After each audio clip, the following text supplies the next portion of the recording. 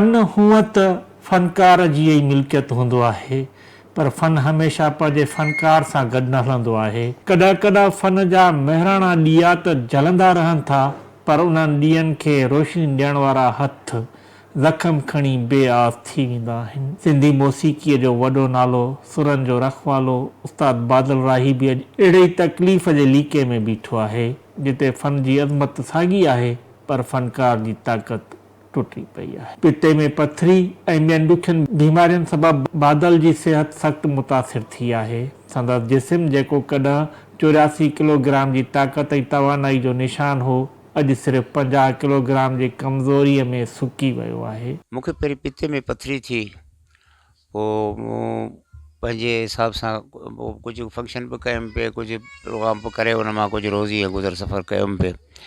पर उन खां पोइ उहा इलामत बि मां उनजो को इलाजु सही तरीक़े सां पूरो न कराए सघियुसि, छो त मुंहिंजा वसाइल इलाही इंतिहाई कमज़ोर हुआ। ऐं उन खां पोइ जेको आहे सो आउं जेको आहे सो मुंहिंजो हिकिड़ो वज़न जेको आहे उहो अचानक किरणु शुरू थी वियो। वज़न मुंहिंजो अचानक किरणु शुरू थी वियो, त उन में मूंखे 84 खां 85 किलो वज़न जे आख़िर अची 58 खां 60 जे विच में अची इहा पोज़ीशन बीठी, त मूं ॾिठो मुंहिंजो हीअ के तमामु ॾुखी, जंहिंमें मूंखे पोइ हलण बि में बि साह कई तकलीफ़ हलण में साह कई तकलीफ़, ऐं उन सां गॾोगॾु जेको आहे के फंक्शन में जेकॾहिं को दोस्त वीचारा घुराइनि बि सही, वञा बि सही, त अञा 2-4 आइटम चवां त वरी मूं में उहो हिकिड़े क़िस्म जी कैफ़ियत, जीअं दिमाग़ खे चकर अचनि, ॿियो टियों ॼाण, बहरहाल उहे मूंखे जेको प्रोग्राम बि न पियो करे सघां। हाणे इन पोज़ीशन में तबियत सफ़ा डाउन थी वई आहे। डाउन थियण मां मुराद इहा आहे त हाणे असीं मौलई तबिके जा माण्हू आहियूं। हाणे हीअ हेॾी वॾी जेको हेॾो वज़न किरियो आहे, त हाणे इन जे लाइ करे मूं वटि त उहे अख़राजात कोन्हे जेको आउं मौलई ग़रीब मिसकिन माण्हू आहियां जेको आहे उन्हनि जूं हेॾियूं वॾियूं वॾियूं टेस्टूं कराए सघां, या पंहिंजे प्रॉपर तरीक़े सां इलाजु कराए सघां, पंहिंजी ज़िंदगी बचाए सघां, या पंहिंजा बचा पारियां। सो इन जे लाइ करे जेको आहे सो आउं सभ खां पहिरीं मुंहिंजो सिंध वज़ीर आला खे मुंहिंजी गुज़ारिश आहे, उन खां पोइ मुंहिंजो कल्चर डिपार्टमेंट जेको आहे उन खे मुंहिंजी इंतिहाई हिकिड़ी रिक्वेस्ट आहे त बाबा महिरबानी करे मूंखे इन ई तकलीफ़ मां मुंहिंजी मदद कयो। मूं हिकिड़ो फाइल अॻु में मोकिलियो बि हो इन जो पंहिंजो पिते जी पथरी जो, पर उहो साल गुज़री वियो आहे, त अञा ताईं उनजी का रिपोर्ट मूंखे कोन आई आहे त बाबा छा थियो यार, धी टोकरी में उछले छॾियूं। पर बहरहाल हाणे जे आउं पोज़ीशन में आहियां, जेकॾहिं मूंखे बचाईंदा त बची पवंदुसि, भला जेकॾहिं न त ॿियो कुझु बि कोन्हे। मूं ते हिकिड़ो लतीफ़ जो कर्ज़ु आहे सिंधी जे नाते सां, त लतीफ़ जा बैत जेके आहिनि उहे उन्हनि जो खे मूं जेको शकिलूं ॾिनियूं आहिनि, उहा वाई जे अंदाज़ में मूं शकिलूं ॾिनियूं आहिनि, पर हाणे उहे आवाम ताईं, माण्हुनि ताईं रिकॉर्डिंग या ओसल कंदसि जॾहिं में का तौफ़ीक़ हूंदी। त इन जे लाइ करे महिरबानी करे मुंहिंजी माली सहायता कई वञे, मूंखे पैसा ॾियो, ऐं पंहिंजूं टेस्टूं कराया, ऐं कुझु करे सघां पंहिंजे लाइ करे। इन लाइ करे इहो असांजी ज़िम्मेवारी जेका आहे कल्चर डिपार्टमेंट जे मथां आहे, ॿियो सिंध गवर्नमेंट जे मथां आहे।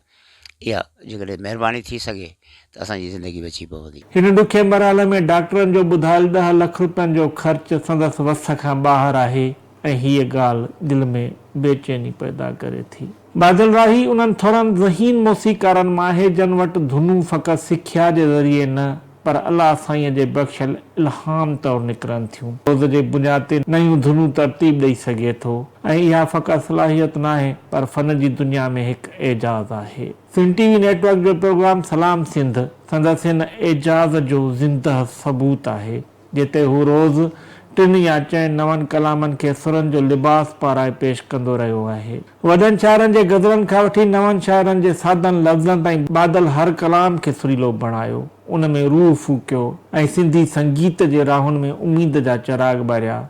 इहो ई सबबु आहे जो हू सिर्फ़ु हिकु मौसीक़ार न, पर सिंधी मौसीक़ीअ जे मुस्तक़बिल जो ओज ऐं अमल उमीद सॾिजे थो। सिंध सहारीअ में फ़नकारनि खे तॾहिं यादि कयो वञे थो जॾहिं हू बीमार थी वञे या दुनिया छॾे वञे। जेसिताईं हू सुर वॼाए माण्हुनि जूं महफ़िलूं रोशन करे, तेसीं सभु संदसि तारीफ़ कनि था, पर जॾहिं वक़्तु संदसि जिस्मानी ताक़त खे चोराए थो त हू अकेलो रहिजी वञे थो। हक़ीक़त इहा आहे त फ़नकार क़ौमी विरसो हूंदा आहिनि, ऐं क़ौमी विरसे जी हिफ़ाज़त रियासतुनि जो फ़र्ज़ु हूंदो आहे। उस्ताद बादल राही जहिड़े मौसीक़ार खे 10 लख ॼण का सहायता न, पर सिंधी संगीत लाइ बाक़ाइदा हिकु ज़िम्मेवारी आहे। फनकार जो इलाज, फनकार जो आराम, फनकार जी इज़त, ये सभु मुआशरे जी तहज़ीब जा पैमाना आहिनि। सिंध हुकूमत ऐं सकाफ़त खाते जी तारीख़ फनकारनि जी मदद सां भरियल ज़रूरु हूंदी, पर उहा मदद सदाई महदूद, अधूरी ऐं कॾहिं कॾहिं असुल हक़दारनि ताईं न पहुतल रही आहे। फ़न ऐं अदब सां वाबस्ता माण्हुनि लाइ असां वटि न को मुस्तक़िल इलाज जो इदारो आहे, न का गॾियल पॉलिसी ऐं न का अहिड़ी सरकारी छित जिते फनकार इज़त सां पंहिंजा ॾुख सुणाए सघनि। तिन ॻाल्हि जी आहे त हुकूमत फनकार लाइ ख़ासि इस्पताल क़ाइमु करे या घटि में घटि सकाफ़त खाते ज़रिए मुस्तक़िल इलाज फंड ठाहे, जिते बीमारी जी हालत में फनकारनि खे बग़ैर अपील जे इलाज मुहैया थिए।